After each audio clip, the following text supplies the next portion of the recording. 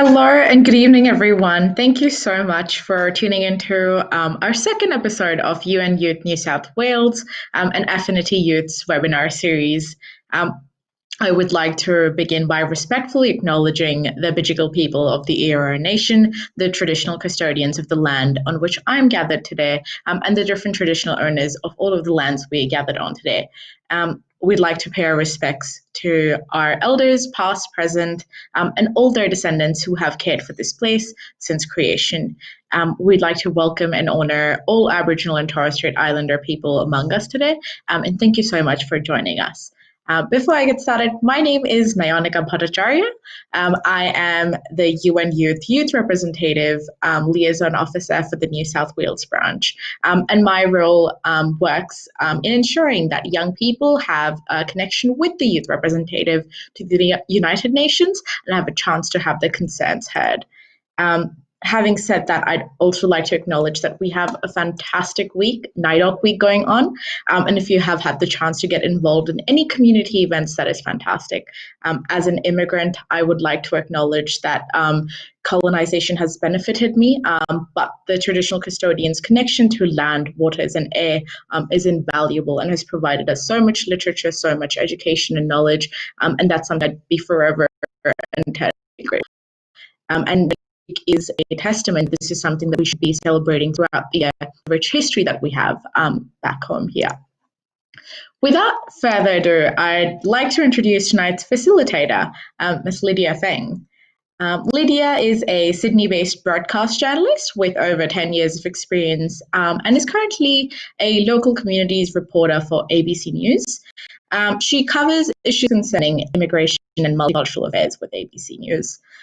Prior to joining the ABC, she was a national reporter for SBS World News, and her work took her on a lot of international assignments for this.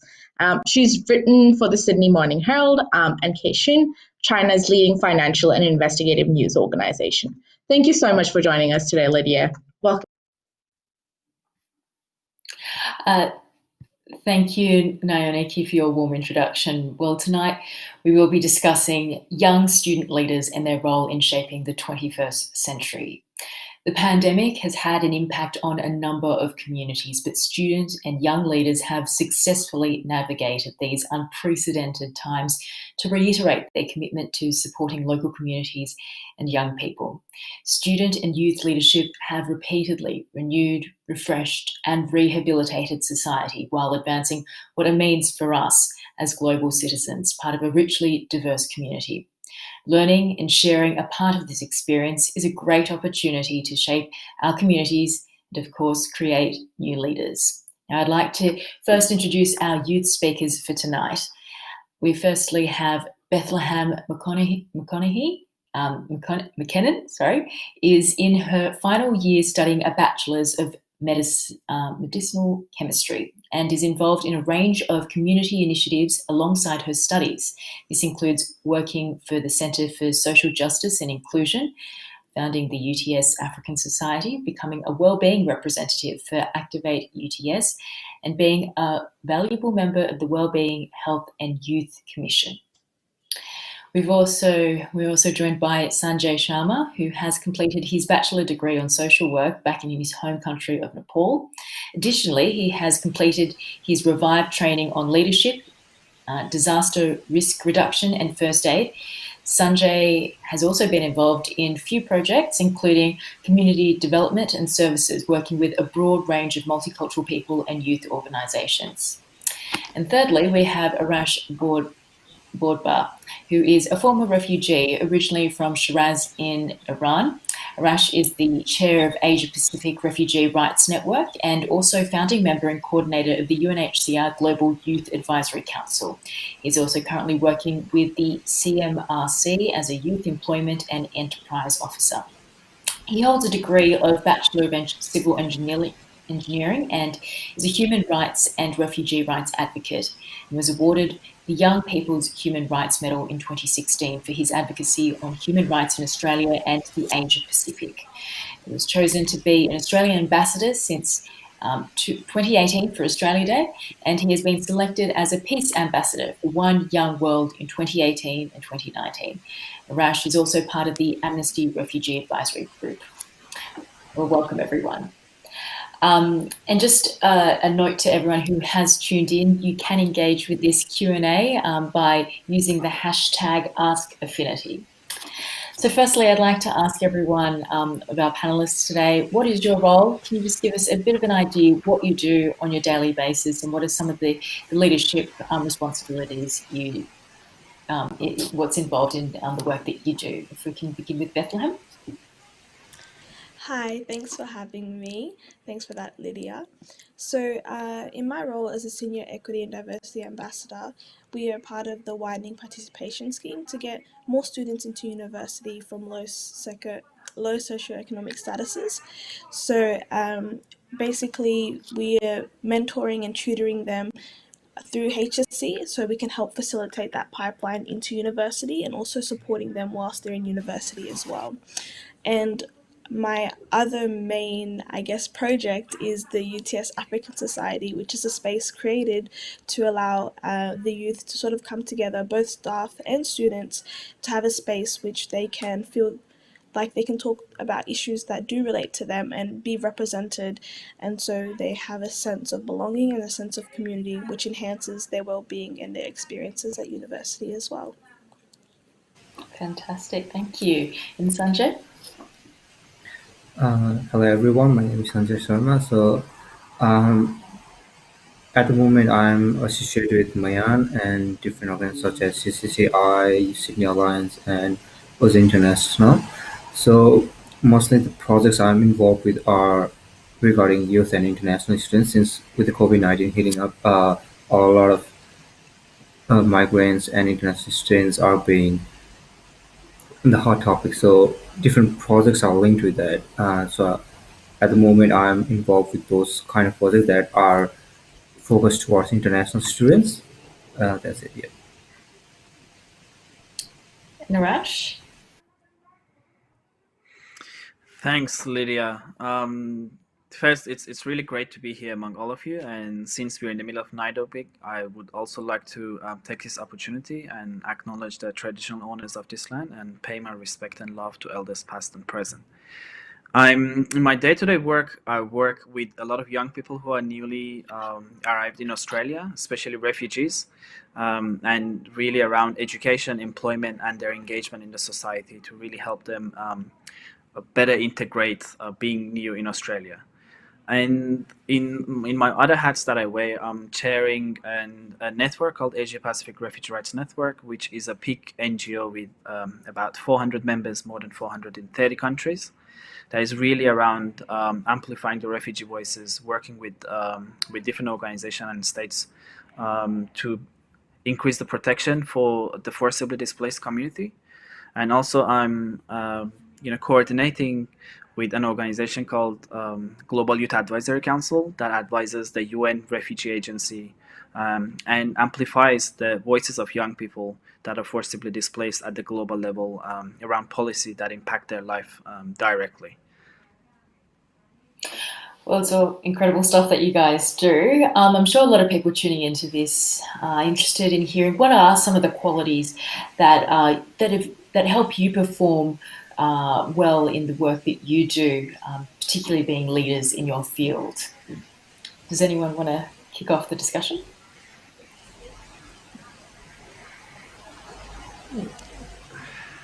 Yeah, Bethlehem? Great. So I think what's really important for us is to be able to keep ourselves motivated. I think motivation and being determined to do what you set out to do, and also doing it with the right intentions in place. So I've seen that lately, now that COVID has sort of impacted a lot of people's lives, I've seen that a lot of people want to care about equity and diversity and about inclusion and accessibility. And I think what COVID has actually done is actually just enhance the pre-existing issues that already occur in our society. So we have to really recognize that there are a lot of underlying issues which we as a society should have already tackled a long time ago. Yes, it is a pandemic and new issues have arisen, but a lot of the ones that are sort of evident are the ones that have been just enhanced because of the pandemic. And so basically having the right intentions and the motivation and the determination to actually get things done in the right way is very essential in the work that we do, I think. And I think, I think that's all I have to say for now. Okay. And Sanjay, has the pandemic has obviously impacted a lot of young people. Many people know about international students being hard hit. Is there anything that you've been doing during this period, any qualities that have helped you in the work that you do, or you think that other people have shown that you think has really helped the work that you do? I'm not too sure how to answer it, but yeah, with the COVID-19 hitting up, like our friend said, everything was there. It's just with the COVID-19, it enhanced those problems, and I believe uh, now it's been a burning issues at the moment. And like I said earlier, I'm working in the international students field, so I think those were some of the few things that we try to cover up, like regarding working rights, low wages, etc. And I believe um, that people need to speak out. I think that's the first thing. Until and unless you speak out, nobody will hear it. And I think we need that exposure in certain ways, because when you have that exposure and opportunities, people will speak up, and those underlying issues will come out. And after that, everybody will have an opportunity to do what they actually want to do. It's not that no one is a leader, right? Everybody has that quality inside them, but it's just that they need that exposure. And when they get that exposure, I think we'll truly see what they truly are. Yeah, right. And so this is a whole team effort, I imagine, a lot of the work that you do. Yes. So we Talk have to a that. Steve. team. Yeah, we have a team. So we discuss on a topic, or if we want to like sponsor other people, or like enhance their programs, or like do any sort of things we can be associated in any ways. We just take a democracy forward, or we talk about it, and think, is it okay for us to like work with it or not, and if it's aligned with our own goals. Because if it's different from what we are actually doing, then there is no point of like diverting from our actual goals, right? So we try to think how it's aligning with us, and people who want to do it, like we make a team of it and they do it, and people who have different agendas, we make a team of it and do it. And Arash, I mean, this year has been quite tough, particularly for young people. How have you had to step up in the work that you do? Yeah, I mean, it's been tough for young people, but I think it also had an opportunity to kind of showcase how young people have been taking lead, not only during the pandemic, but I think it was easier to identify the effort that they've been putting together. Me personally, I've been trying to find ways where I could, use the online platforms to spread the awareness around COVID, and also to be able to run workshops around how do we stay up, especially around mental health. How do we keep up with our education and continue staying focused around employment? What is available, given that a lot of the young people unfortunately lost their jobs or their part-time work. And also, I've been able to work with my colleagues in the Youth Council in running campaigns to showcase the contribution that young people, especially for civil displaced, have around the world during COVID, whether it was being a nurse, an engineer, a community worker, or distributing masks and hand sanitizers and food to the neighbors and communities that they're living in. So that's how I think we kept ourselves busy. I like how you mentioned also using social media, a tool that's very, a lot of young people can associate with. So really capitalizing on that must have been. You already had those in place, did you, all those social media platforms? Yeah, so I think for us, we found that it's really easy, especially now that everything is quite international and we are very connected on different issues, like forced displacement, climate and protection, and gender equality. So using online platform is the best way to reach out, to outside world and other key stakeholders that would like to hear, but also to share some of the good examples with others, especially for young people, because we bring a lot of innovation while we're working. It's always great to not only talk about the work you're doing, but to be able to showcase and see if they would be able to duplicate a similar model, outside your region or your country. And that's why, the campaign that we had called For You campaign, and it was promoted by World Health Organization, the UN agencies, and other educational institutions to really say how a young person, let's say in Southeast Asia, would be able to contribute, and how can this be duplicated in the Americas, in Africa as well. You guys are all young leaders in your field. Can you share, is there one person who has had an impact on you as a leader and helped you become the leader you are today? And explain why. Yeah, Bethlehem? Is there anyone that comes to mind? I think a few people actually come to mind, actually. So for me, I think my family has always instilled a lot of values in me, particularly my parents. So they are refugees to Australia. So I think just the journey and everything they've done to get us here is something that is astonishingly amazing, and I can never commend them more than I have, I guess, for doing that for us and giving us a better life. But also my siblings just keeping me on the right path and sort of supporting me every time there's something that I want to do. So I think having that support network is really what continues to inspire me and continues to drive me to do more for my community and to hopefully have a better future for the next generation to come. Fantastic. And Sanjay? I never had anyone who motivated me. I think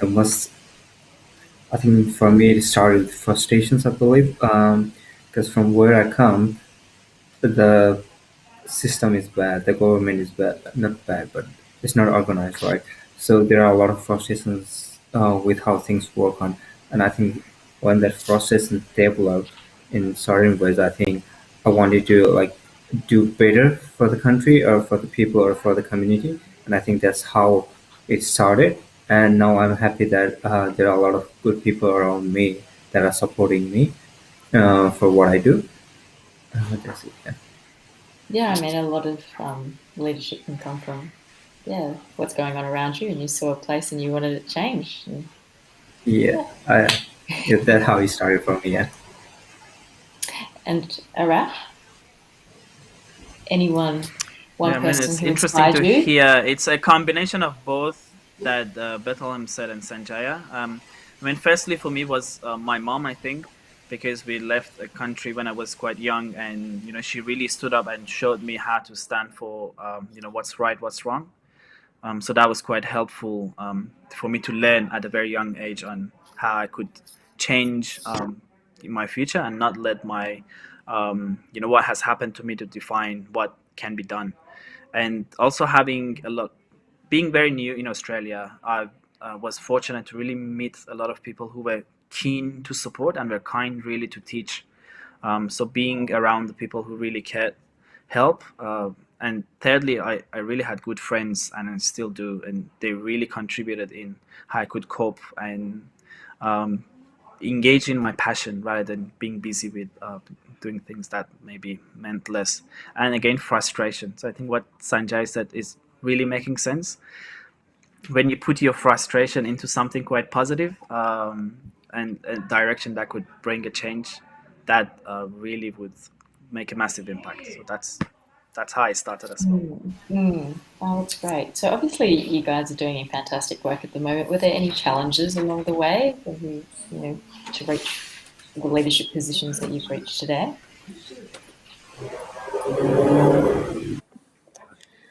I think in terms of challenges, a lot of the times when we're sort of in this space, sometimes we're seen as being too radical.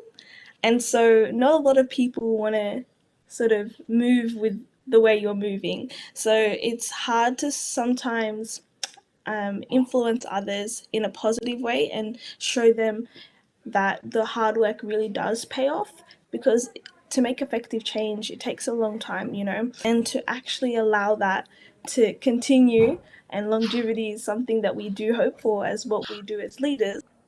So I think that is one of the hardest things about that.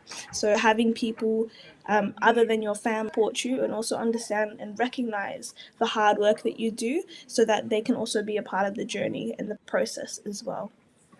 It's really important who you surround by, who can support you, because then it often, people do challenge your views. Is that something that you found, really helped you overcome that challenge? So it is expected that people are going to challenge your views as usual. Everyone has their own opinion, everyone has their own way of doing things. But I think it's really important for us to recognize that there's an opinion and there's also a fact. So when you have facts and evidence of actually backing what you are saying and what you are claiming, this is different to just it being my opinion. This is statistically is shown and proven, and so it's important to acknowledge that. And I think sometimes people can't really go past their biases and their prejudice, and so I think it takes a lot of work sometimes to get a lot of people on board. But it's also a really big success when we do get people on board, because that they've gone through this entire journey just to make it to where they are, and so it makes me feel so proud and so happy to be a part of that. So I guess it's got its pros and cons to it as well. Yeah, for sure. And Sanjay, do you have any examples of challenges that you face in the work that you've done? I believe, yes, I think the first thing is exposure opportunities. Like until and always there is those things in the right time. No matter how much idea you have or how much like brilliant things you could do, like it's hard to accomplish those, right? Until I believe everybody has certain ideas what they want to do, but some things are lacking in certain ways. And when everything falls into pieces, now you can do whatever you like, and then you start to do things, and you start to become a leader in whatever field it is. But I think the first thing is having those exposure and opportunities, because you have that idea and you know how to do things, but it's just that you didn't have that opportunity or exposure because you don't have that right person who can connect you to different opportunities, or you don't have, uh, let's say, that exposure. Because if you had that exposure, you would have already able to put those ideas. Maybe in some ways you have to have a take a lot of time, do one thing at a time, and after a certain period of time you might be able to achieve it. But I think the first thing and easiest, not easiest way, but how to overcome those challenges would be like exposure opportunities. Yeah, okay. And Arash, any examples of challenges you've faced over the last, few months, in the work that you do? Yeah, I mean, there are many, but I would possibly name few. It's usually you have leaders in position to be able to, kind of help you with the challenges that you're facing, and there's a lot of shortcomings. So especially for young people, if you don't do anything for your problems, other people might do, which might not be the best solution for it. And I think one of the challenges that I've been facing is that there hasn't been a lot of support or investment in the effort that young people has been putting, especially during COVID. And there isn't really a lot of recognition on capabilities of young people and their expertise. They're usually considered, vulnerable, but they're not really vulnerable. Rather than they're really capable of contributing, and they have resilience, they have skills. So really, the response by young people during COVID crisis demonstrate how they're identifying and responding to the struggles that they are facing, their neighbors are facing, and they're fully present, engaged, and empowered. And honestly, we are so proud on the effort that they've been putting forward. But I think it's time for um, the international organization, states, and other key stakeholders to identify that and to really recognize the work that they're doing. Because if you look around, most of the activities that is done by young people is based on volunteer basis, and it is sometimes quite hard not to burn out. And a lot of the young people do burn out, and because of that, we don't have the sustainability and consistency that would really scale up the impact. And there isn't really a lot of support and investment by massive donors on youth-led initiative, especially around COVID-19. So it would be quite interesting to see what can come out after this year. Do you think young people are given enough recognition for the leadership they do, or do you think they're sometimes dismissed because they are, maybe younger, less experienced? I think I can see a massive shift on recognizing young people's capabilities. We can see leadership, in political environment, leadership in massive role in organization by young people, but it's still at a very, very early stage, and there could be so much more done.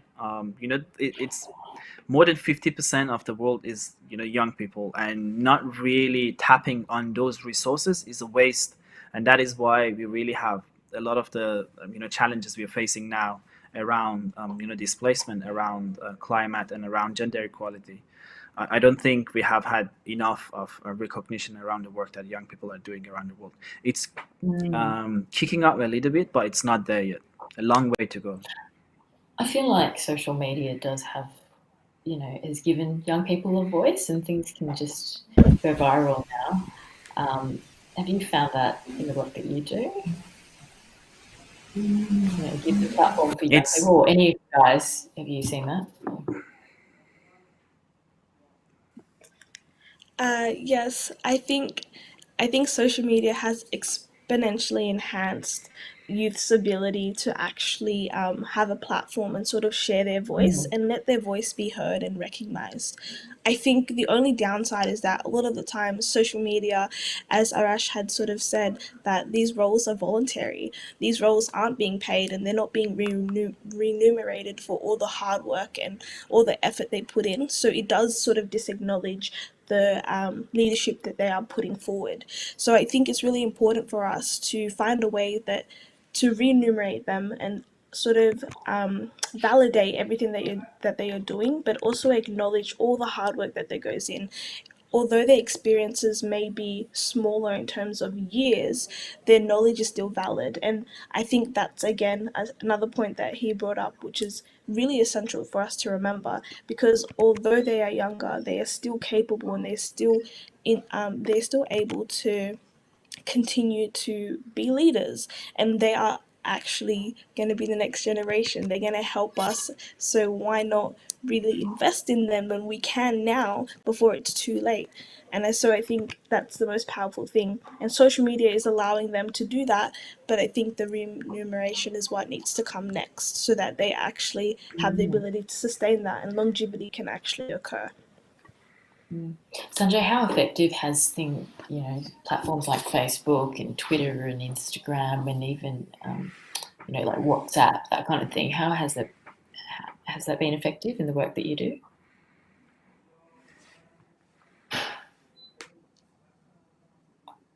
Oh, we seem to have lost you there. We can't hear you.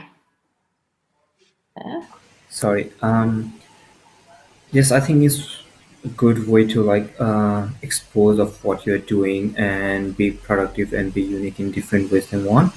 But I believe it has its own downfall too. Like most of the people are not engaged in, not, I wouldn't say not engaged, but it's hard to put it into words of what you're actually doing, because people might not have interest in what you're doing, and people are more basically using those social media platforms for entertainment purpose than for informative purpose. So I think as long as everybody is using in balanced way, I think it's easier to convey what you want to say. But so far, it's hard to convey the message. Even if you look around, for example, if I convey my message to my friends in the chat box, half of the people are not gonna even look at it. They're just gonna put it in scene and leave it. Even though my friends are from similar backgrounds, right? So I think you just need the right message to put it in the right way, to be heard in the right way. And I think if all of those things are fits in the places, then everybody's going to hear it. But it's hard to put those messages in a correct, not correct way, in a proper way to be heard. And I believe why that's not been happening is why how the social media are being used nowadays, because they're not, like I said earlier, that's people don't use it for information basis, people use it for entertainment basis. And I think with COVID-19 coming up, like people have been using those social media for to get it out of boredom. And I think that's been a harmful substance. Being, like there are different apps that have been developed, but those all apps are not for like information basis, but like for entertainment basis.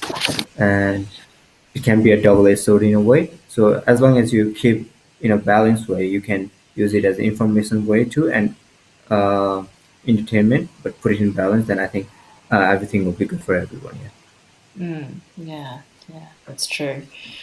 We now have a video question that's been sent in from Esther, who's the youth member at Multicultural New South Wales Advisory Board and also a panellist from one of our previous youth webinars. So let's take a listen to that.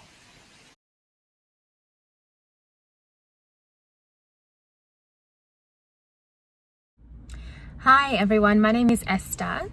My question to the panelists is, what are some of the unique ways that you have seen young people create a sense of community? What are the tools, what are the resources that young people have unexpectedly used to create a sense of community during this year, particularly during the COVID restrictions?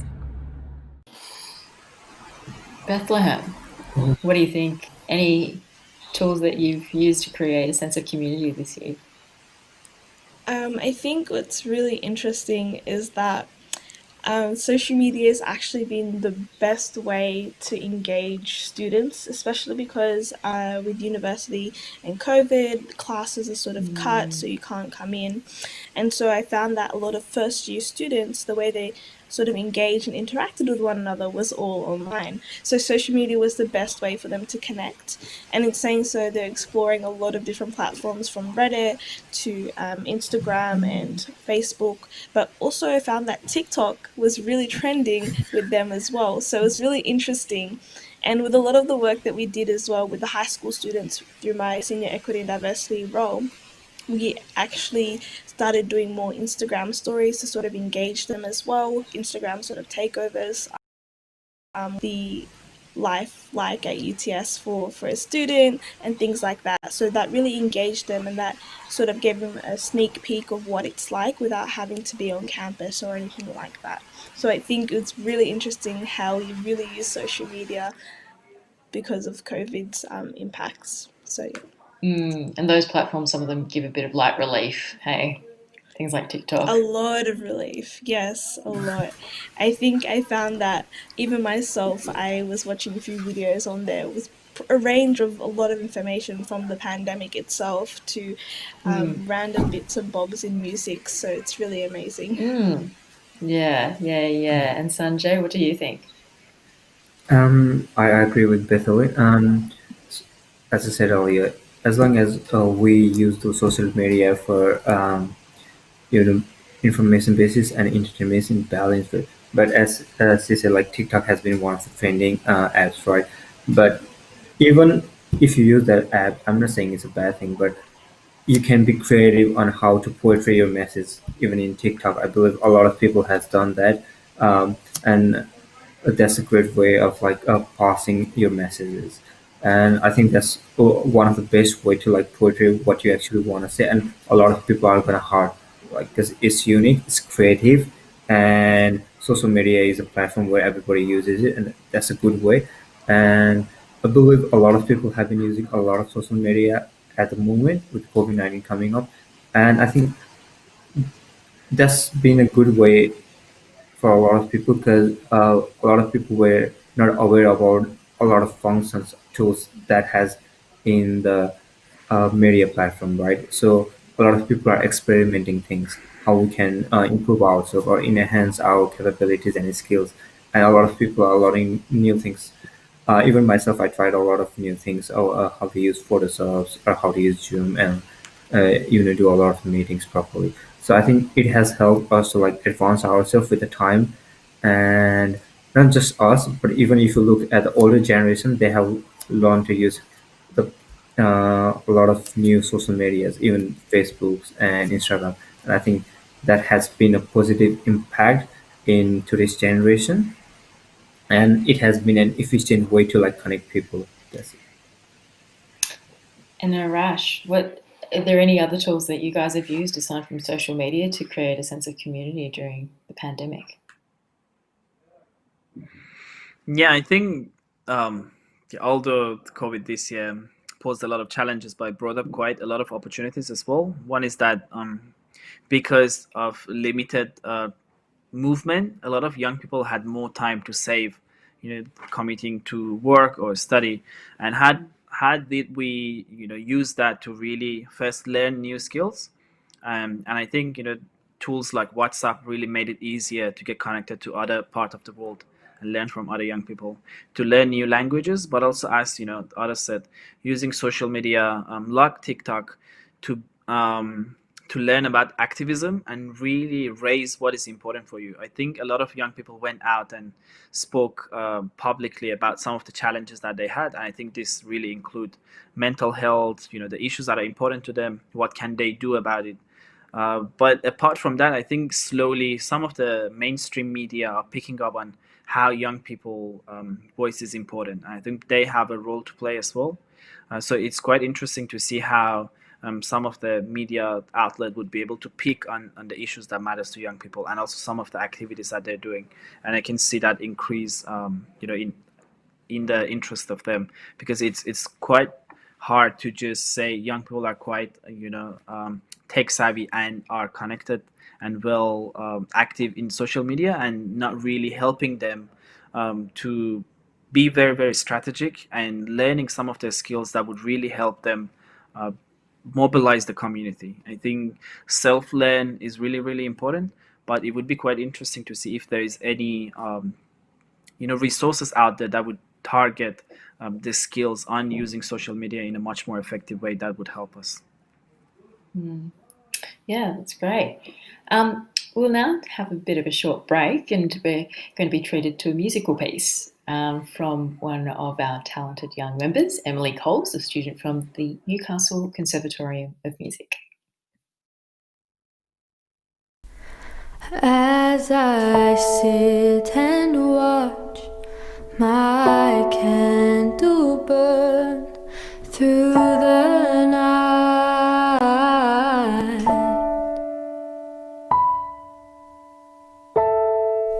I'll let the light unveil my eyes, clear my mind,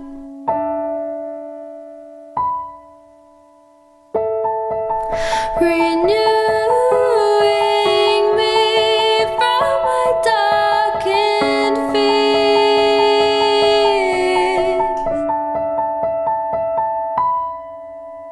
and you will hear my voice.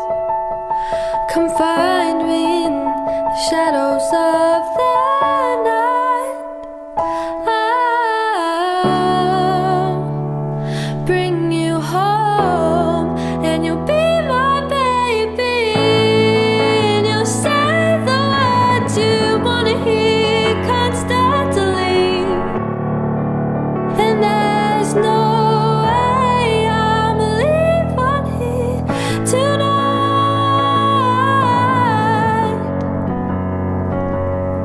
without you here by my side.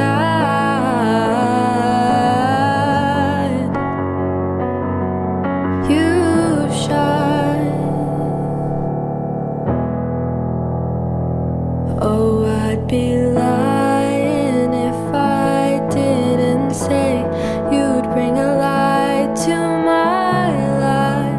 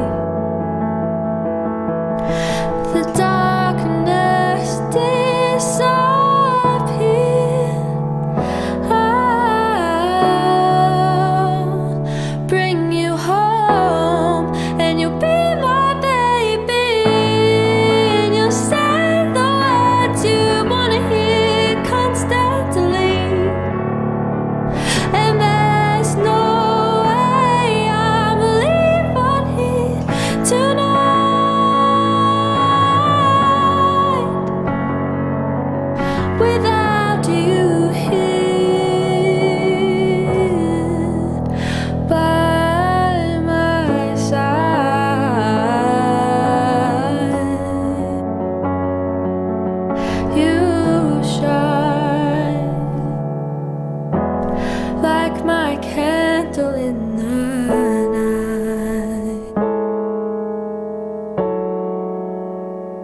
You shine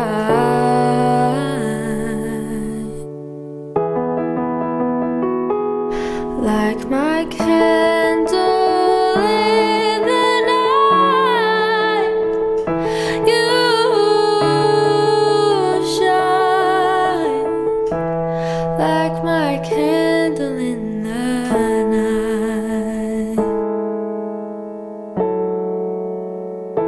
Ooh.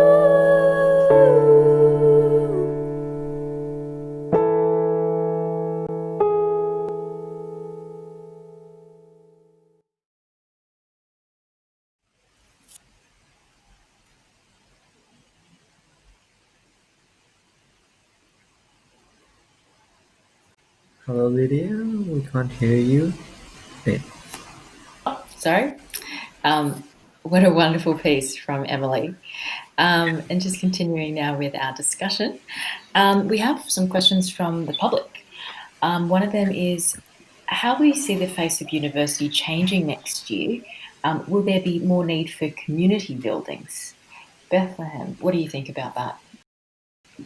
It's actually a really great question because this is something that I've been working on alongside the university at the moment.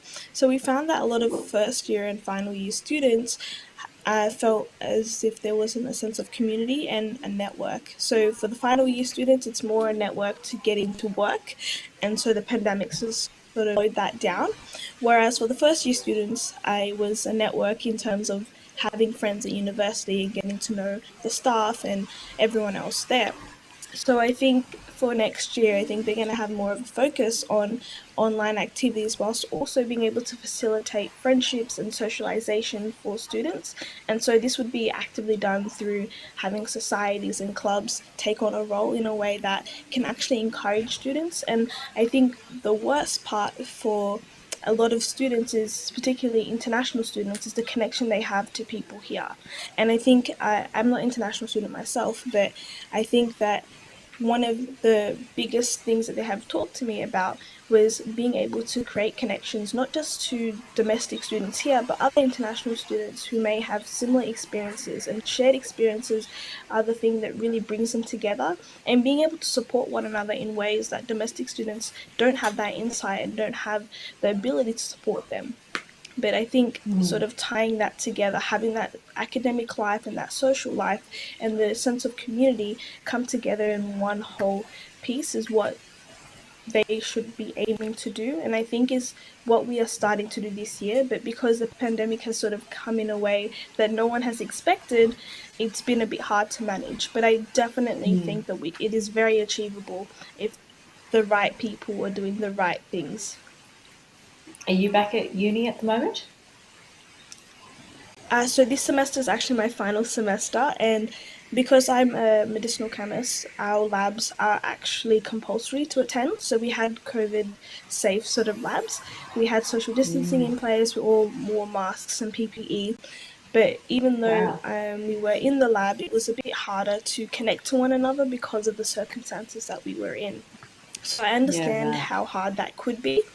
And I've talked to a lot of first year students, and a lot of the things they said to me was that they haven't even been able to meet up with one friend, or their friends are virtual.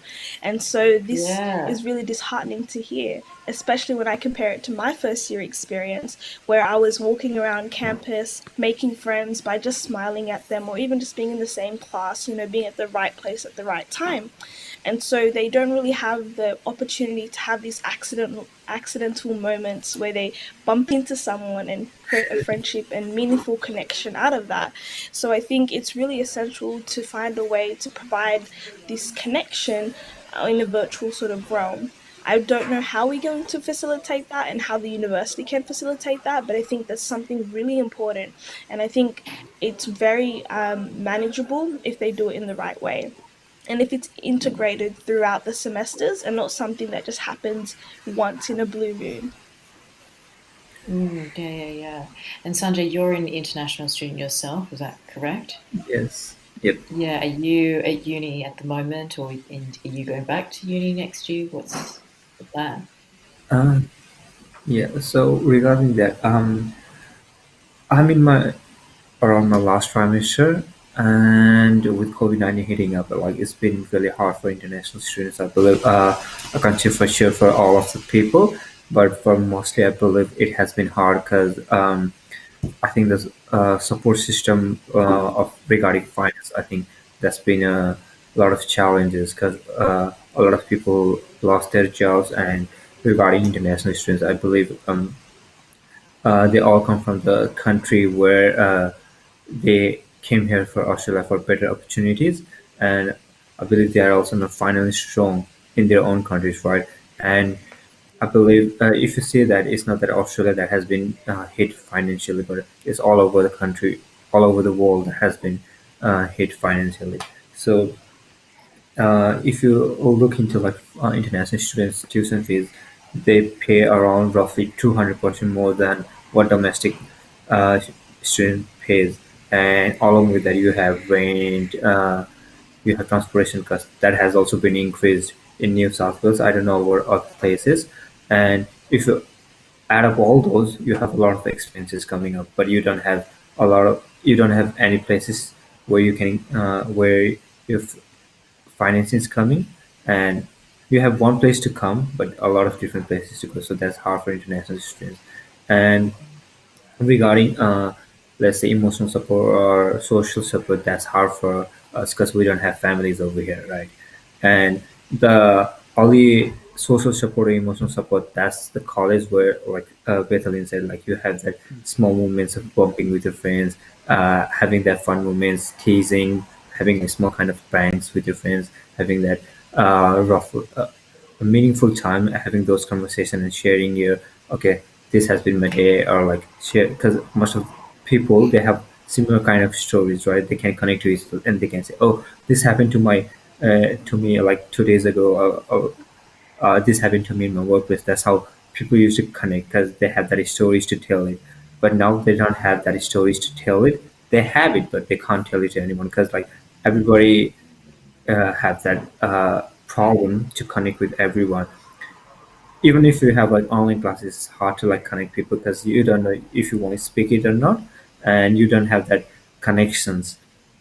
And because of that, even me with my friends, I have been like disconnected. I don't know why, but we don't have that. Maybe the timing doesn't matches, or like things doesn't work out. You just feel disconnected, and it's hard to connect and reach out to those peoples. Yeah. And I believe after this, we might find some solutions for like future days. And even after this, I think when you go back to uni, I think a lot of things gonna change from university perspectives and from students perspectives also, because they need that security from now, from in terms of students, right? They're gonna have a lot of changes, they want a lot of changes. And I believe if the university want students to come over their colleges, saying that okay, even after COVID-19 we can do much better, I think that's how they're gonna sell it. And they are also going to build a lot of they're going to find new ways to connect students and teachers. And I think this can be a lesson that we have learned to make ourselves prepare and have a new way of connecting each other and making a new society, I believe. Yeah. Yeah. And Arash, what are the university students telling you about how they feel about their uni experiences and what they'd like to see next year, given the year it's been? Yeah, I mean, I've been in touch with a lot of young people that are kind of, trying to adapt into a new system, and maybe touch basing on a question that was said, I think, in terms of the role of the universities. Um, as we know, all education and quality education is the most basic of human rights, but not everyone like us are quite privileged to have access to that. And I know this has been in testing times, but this is also where I think there's a lot of opportunities for universities to stand up and show solidarity with the people privileged to have access to education, higher education. And I'm actually now running a campaign on supporting this cause and finding ways, how do we encourage Australian universities to drive inclusion, knowing that how diversity is important in universities and in classroom, and the knowledge and expertise that it brings in, and knowing that everything has kind of shifted online, and the infrastructure is there. How do we encourage universities to make it more accessible for students, and especially forcibly displaced communities, to have access into those universities and courses to learn? And I think education is a tool that will really help them to overcome some of the challenges that they're facing and the community is facing. It is Have any quite of those tough to been? kind of cope with the mental health as well. Pardon? I was just wondering, have any of them been left behind this year? Is that what you've seen?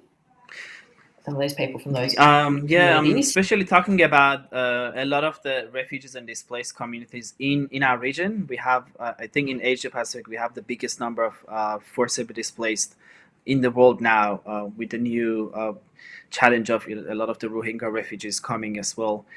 So the young people are stranded, and because of the status that they have, they would not be able to have access to education. And having this online platform, I think it would make it so much more accessible for them to register and learn without even physically being in Australia. So it would be interesting to see how that could roll out. We've been speaking to a couple of universities, and the feedback is quite positive. And I think students themselves could really make that happen, to talk about why is it so important to increase access to education a little bit much more better, especially for disadvantaged communities. Yeah.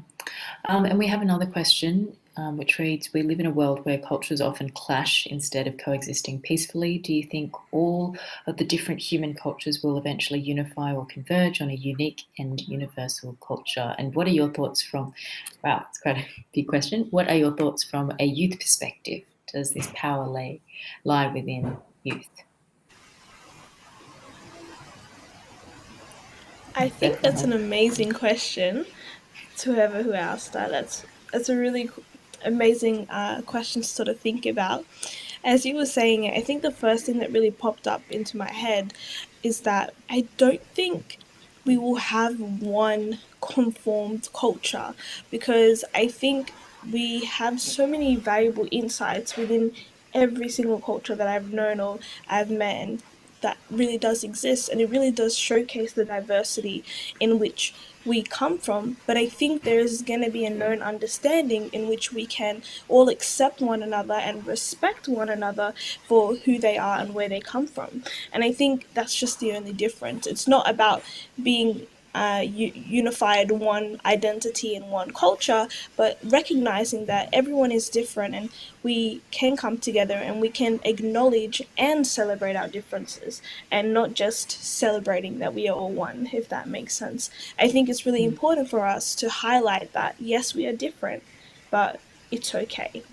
And I think that's something that always is forgotten, and it's a very essential part in saying that. So to answer the question, I don't think there'd be one culture, but I do understand and do believe that these cultures can work and can coexist without belittling one another, just with decent respect and being able to make space for that as well, and recognizing that it's okay for other people to take space. That's okay. It's their born right, it's their birthright. So it's just allowing that to happen and being a decent human being.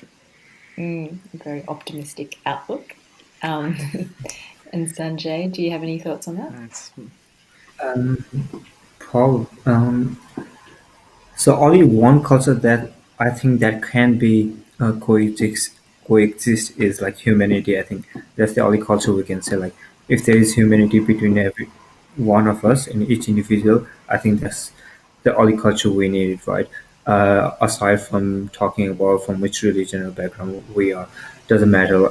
Like our friends said, we need to recognize, acknowledge, and respect our differences from where we are. Doesn't matter what it is, but if we can see each other humanity, that's the only culture we needed. And uh, if we're talking about in future days, hope that's the only culture that's left. Great. And then Arash, what are your thoughts for the future? the future I mean, it's generations. making it hard now to speak after both Sanjay and Bethlehem. They said really beautiful. But it is an interesting question. I think just complementing what they said, looking at the new generation, looking at the young people, I think it is possible that we will be able to easily coexist with each other and, you know, create that global citizenship, to be able to work for, you know, having humanity and making sure that everyone are equal. I think we are moving towards that side, although politics sometimes, you know, stop in the way. But day by day we see that issues matters to everyone, and you know, someone else's problem in the other side of the world, we can't really say anymore that it's not my problem. And I can see that that active role of, you know, young people in really saying whatever happens would, impact us directly, and that I think would bring a sense of responsibility that we could talk about. All of us are quite equal regardless of our sexual orientation, gender, skin, and the religion that we have. We can find a common ground to live together in peace and harmony. Fantastic. Well, on that note, we'll finish tonight's discussion. Thank you, Bethlehem, Sanjay, and Arash. I'd now like to call upon Affinity's Executive Director, Ahmet Paulette, who will finish with some concluding remarks. Thank you, Cousin Lydia. Good evening, distinguished viewers, my newly extended families, uncles, aunties, cousins, and young viewers. Thank you for virtually joining tonight Affinity Youth's second webinar episode with United Nations Youth New South Wales. I'm delighted to co-host this event with youth leading organizations to educate and empower young Australians on global and local issues. First and foremost, I would like to sincerely thank our passionate young voices, Bethlehem, Sanjay, and Cousin Arash, for continuing to inspire and make a change for Australian and all youth. Thank you, Cousin Lydia, for once again fantastically facilitating tonight's youth webinar and contributing with your valuable comments. Thank you, Cousin Nyonika, for the warm welcoming of the webinar. I would also like to extend my thanks to Emily and Esther, as well as those working in the background of this event, Robert, Prablin, and my cousins, Dr. Kathy and Uncle Matthew. Tonight, the webinar has shown a wonderful combination in fusion of diversity, peace, and young energy. I am excited to be part of this wonderful team with Affinity and UN Youth New South Wales to deliver messages that offer different outlooks on the future of youth in multiculturalism and create opportunities for youth to explore, question, and better understanding the mixture of society. This is our second youth webinar, and I believe it has served as the perfect setting to inspire and envision new opportunities for youth. Our pure focus is on encouraging change and growth within the values and dynamism of diversity. Focus on educating young people and developing skills to use their voice to come together to effect change and bring peace is our humble initiative for the youth to increase their commitment to civic engagement and leadership development. Educating youth and adults to understand the value of dialogue and tolerance is one path to greater global coexistence and peaceful world. Tonight, hosting our young speakers seemed a natural fit with UN Youth and Affinity's mission. We want to empower all young people like Arash, Bethlehem, and Sanjay. It is how we can make sure that we make a future where any and all young people can choose a path that opens his or her opportunities beyond their neighborhood into the wider world. Distinguished viewers, to the end the night, I would like to share with you Affinity's upcoming events. On 20 November, Affinity and UNHCR are collaborating on a live webinar in recognition of World Children's Day. The distinguished speakers are Trudy Michel, Deputy National Director, Australia for UNHCR. Joining from Malaysia is Mimi Zarina Azmin, Head of Education, UNHCR Malaysia. And from Amnesty International, Refugee Coordinator, my esteemed cousin, Dr. Graham Thorne. Live on 25th November, UNAA New South Wales, Law Council of Australia and Affinity are hosting a webinar to raise awareness on the International Day for the Elimination of Violence Against Women.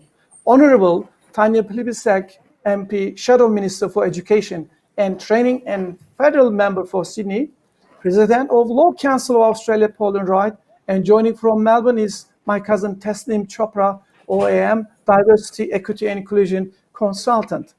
The facilitator of this remarkable webinar is Senior Court Reporter, ABC cousin Jamal Wells. Finally, I'd like to wish all of our viewers happy Diwali. We wish the radiant light of Diwali bring peace, love to the world, especially during this time of COVID-19. Thank you, our listeners from home, and our distinguished speakers, Lydia, Bethlehem, Sanjay, Arash, and supporters. I look forward to seeing you at another Affinity and UN Youth New South Wales program. Have a lovely weekend. Thank you.